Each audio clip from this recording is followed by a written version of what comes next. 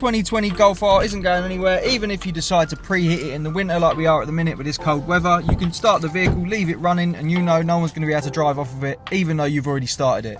So with this, you're not going to be able to drive it away unless you go through a unique code. So at the minute it's running, so if you wanted to leave it to preheat, you obviously could, and you know it's secure. As soon as someone jumps in or grabs the key, tries to steal it, pops it into gear, it cuts out and it's going nowhere.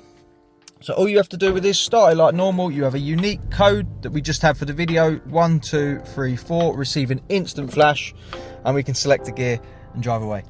This code can obviously be changed to any supported buttons on the vehicle, so the customer can choose their own push sequence, totally unique to them, between 3 and 20 presses in any order they choose. When we turn the car off, the system activates more or less straight away, confirmed with that double flash. And now if someone tried to steal it, they're going to get the vehicle started if they've got the key, but they're not going to go any further because they don't have your code. So we pop it into gear, it switches off. If they try again, it starts, pop it into gear, switches off again.